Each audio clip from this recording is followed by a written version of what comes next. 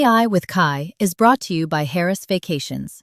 Family owned and operating on the Alabama Gulf Coast, they help homeowners maximize their rental income while delivering 5-star guest experiences. Learn more at ourgulfshoresvacation.com. I am not personally like a techie, like a doer, a coder, or anything along those lines, but it's been about a year now that I've been going to the LAAI meetups on essentially the premise that AI is the biggest thing going in the world. Why would I not be in the room where everyone's talking about it? This is AI with Kai, practical AI for real business leaders. We break down what matters, talk with people using AI in real businesses, and share one idea you can use right away. As always, today is another great day to talk about AI. I am your host, Kai Gray. I am here with producer Tim Scott. How you doing, Tim? I'm doing great, man. I'm excited to learn some new stuff today. Awesome. Yeah, a lot of stuff going on. We're here to help you and your business understand what's going on with AI and answer any questions that are plaguing you. And that's a common thing for businesses right now. The Rundown. 5 AI stories you need to know right now. Recently, Anthropic released their new model. They released it to a set of companies. The new model is called Mythos, and this is a very powerful model, and it's so powerful that it was able to find vulnerabilities in existing software that no other model has been able to find. And so what they've done is they have brought together a consortium of 40 companies to give them a preview of it so those companies can work on patching their own software. And so this gets into new territory for us. Like Skynet? Well, hopefully not Skynet, but maybe closer to Skynet than we've had before. You know, I think Anthropic is a little worried about. And a lot of skeptics look at this and say, well, you know, this sounds like marketing hype. When ChatGPT first came out, ChatGPT 2 had this kind of same messaging behind it. OpenAI said, oh, it's too advanced for us to release to the general public. And in fact, it wasn't. We seem to have done fine with it.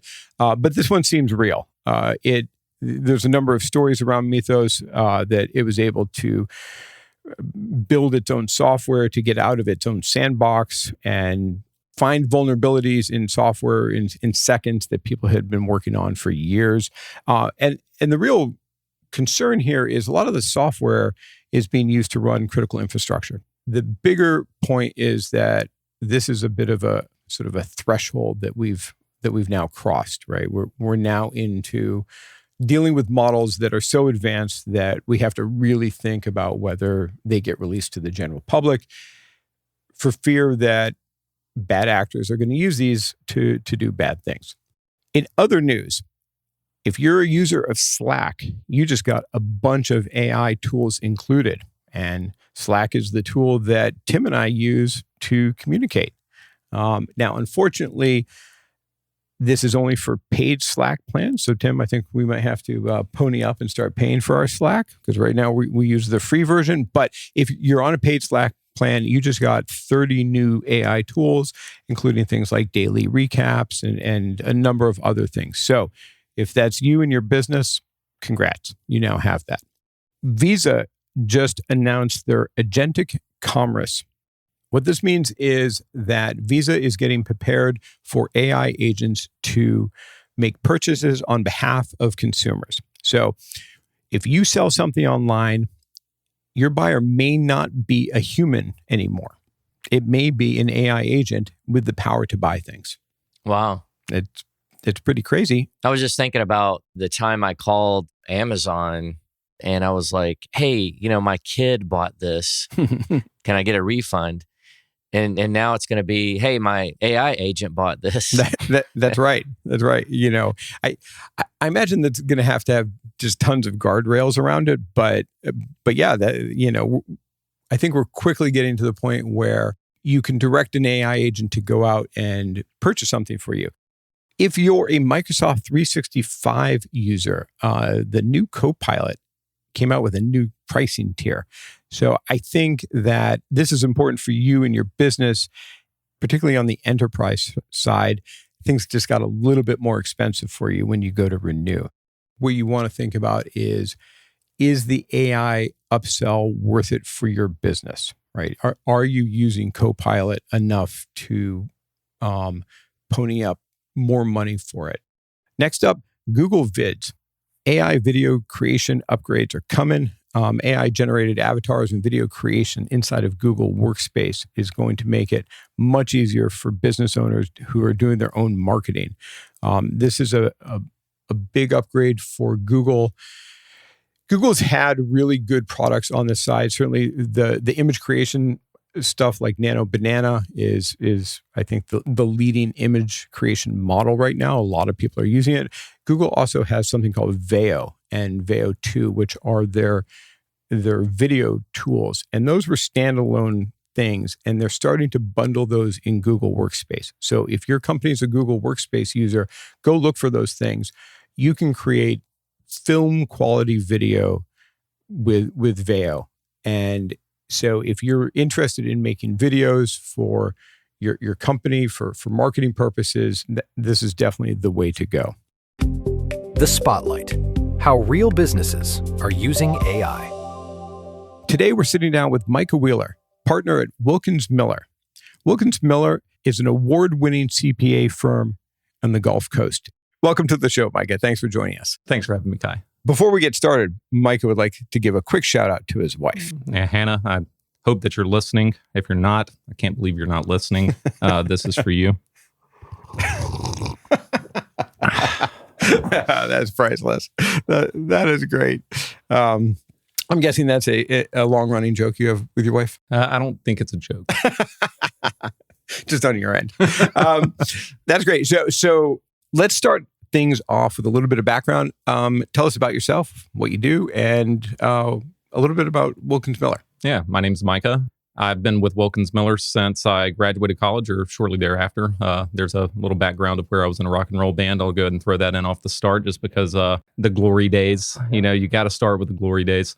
And so the firm has evolved a lot over the years. These days, we're somewhere around 100 strong. The work that we do is aimed at being, full service for any needs of a business with regards to their accounting.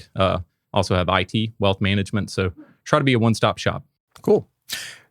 What do you see happening with businesses or the accounting field at large that's notable to you? Yeah, so over the last year and just going and seeing how other people are using it, that's sort of been the education that I've wanted to understand. And just listening, seeing what's happening in the world. I'm also researching softwares from the accounting industry on a regular basis and seeing what they're doing and combining those things together, just trying to understand, okay, what can be done. And when I have an understanding of what could be done within the world, ask the next question of, should I build that or should I buy it?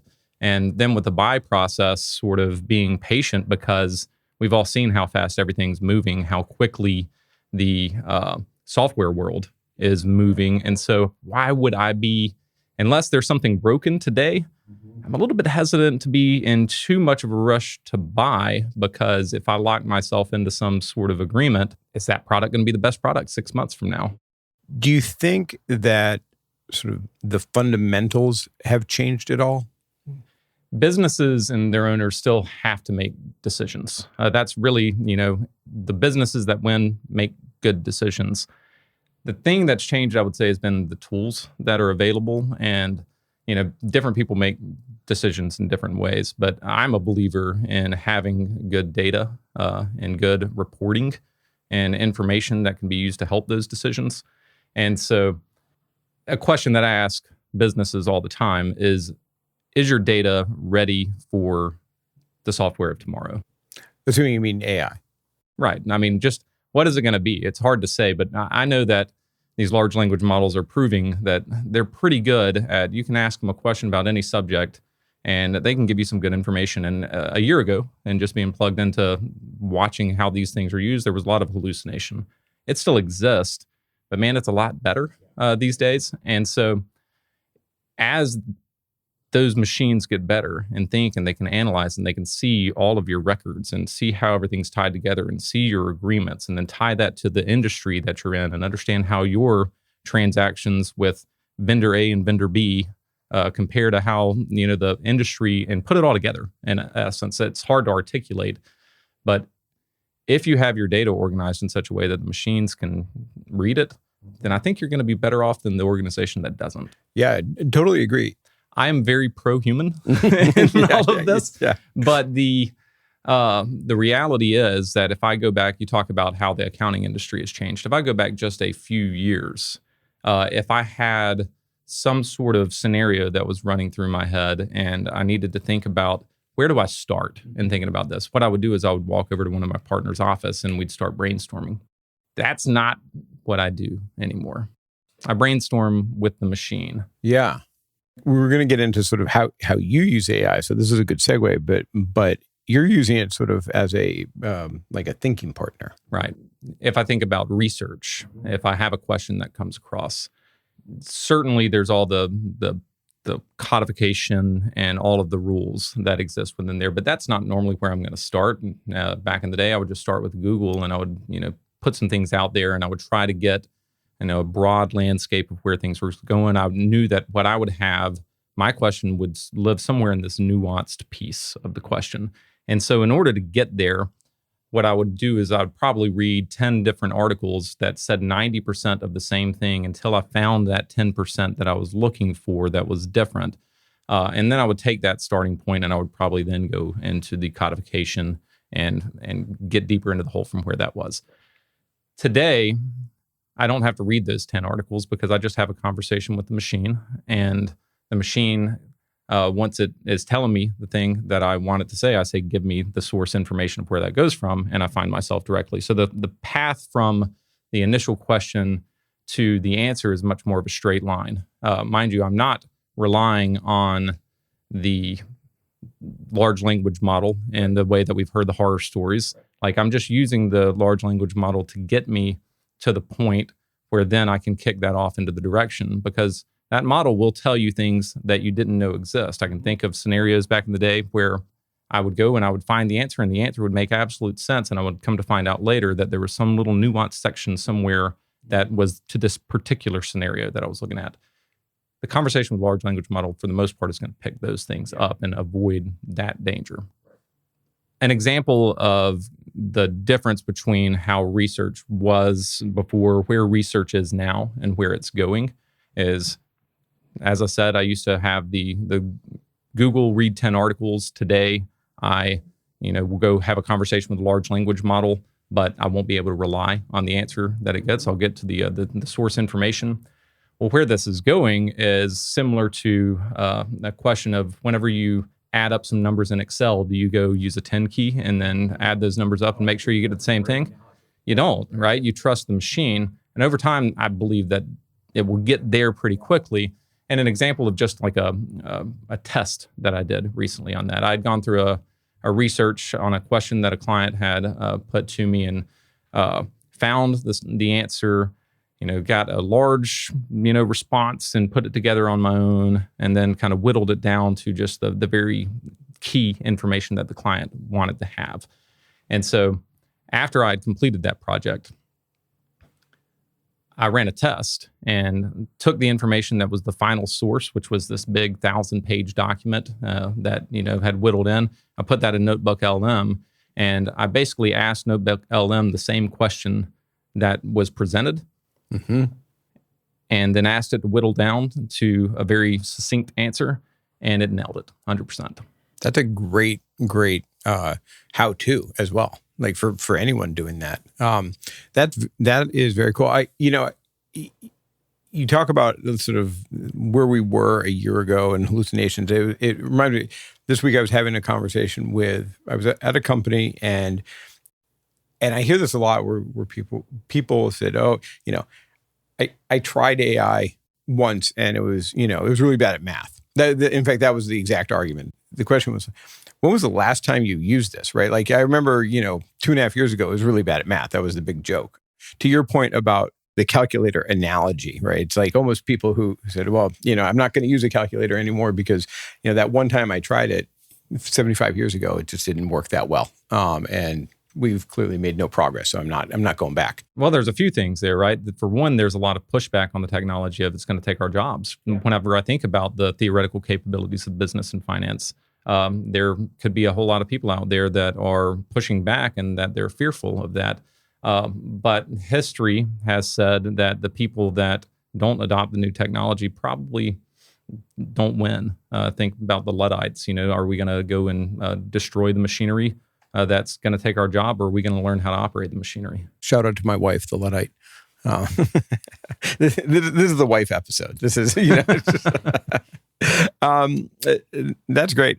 So I think, it'd be interesting to hear your take on sort of the gap between the capabilities and the realities. The theory is you got rules, you got principles, and you apply to the data, right? And so I hear about in different softwares as I look at the software market and the different options. I see some really flashy, some really cool futuristic ideas of how the processes will work. But I also think there's a lot of hesitation. There's a lot of security concern. We got to make sure that anything that we know that we're dealing with people's financial information. We know that there's a lot of fear surrounding putting the information in, and there's a lot of basis for that fear of allowing large language models to look at people's data, right? And so that is very much so a limiting factor, I believe, in getting the thing really going. To the extent that that it's real, I would lean on my security team with Wilkins Miller Information Technologies to give the advice, and I listen to them and follow the rules that they establish and what it is that we can use. But I do think that that's a limiting factor right now in how fast this thing's kicking up, because I think about the theory of where it can be, and I do think about where we are today. And I do think there is a significant gap between those things. And I see examples and I feel like it can work, but how quickly can you just run into that? You got to be very mindful of the data that you're working with. On a personal front, you mentioned Notebook LM. What other tools do you use? What's your favorite large language model? I bounce around. Sometimes I'm using ChatGPT. Sometimes I'm using Claude. Sometimes I'm using Perplexity. Sometimes I'm using Copilot just to get a different flavor. They all have different personalities. And so I'm interested to see how they're advancing. And we also know that it's sort of a race where different models nose ahead. And so I'm not committed to anybody. Well, Micah, thank you so much for coming on AI with Kai. It's been a pleasure. Hey, thank you for having me. This episode is brought to you by Harris Vacations.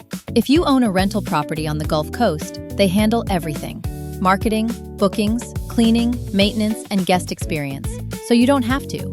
And if you're planning a trip, they offer a wide range of homes across Gulf Shores, Orange Beach, and Fort Morgan. To learn more or browse available properties, visit ourgulfshoresvacation.com. The Playbook. One practical way to use AI right away. All right, Kai, this is one of my favorite parts of the show, a practical use for AI in my business. It's also one of my favorite parts of the show too, Tim. So today we're going to talk about ditching the slide deck.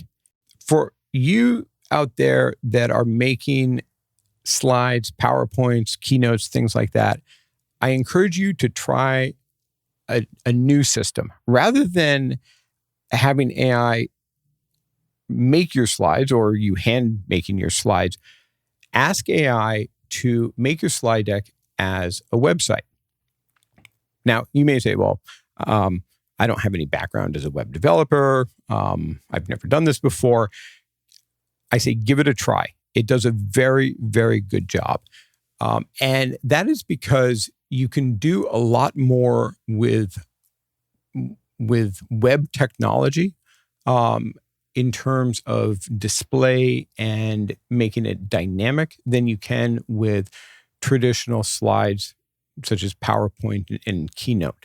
So it'll end up looking the same, but it will be much more interactive. In fact, the people who are viewing them don't even realize that what they're looking at is a web page. And you can do these whether it's in ChatGPT, they have Canvas. Claude has artifacts. Basically, it'll create it. You can share it the same way. You can add a lot of functionality, such as videos and transitions and things that you're used to from slides, but in a much more dynamic way. What I would encourage you to do is fire up your favorite AI tool and just describe what you're trying to do, right? So if you have a document that, that's an outline of a deck, you have data, whatever you're trying to display, just upload that into your desktop client and say, I would like a slide deck, but as web pages. And I want to be able to move back and forth through my deck with the left and right keys, things like that. And here's all of the things I want to do. And you can even add sort of to your prompt, say, hey, I want to make this interactive in some way, or I want a lot of great design elements. You can prompt the AI to create a really, really cool looking presentation. And it's a lot easier than trying to manipulate PowerPoint slides. Is it hosted on the LLM that you're using? Yeah, it is. So if you ask Claude, for instance, to do this, it'll create what's called an artifact. So that's when it sort of opens up a new screen, and it will give you a preview of what it is that it just built. And at the top, there's a button that says publish. And this is the same in ChatGPT for Canvas.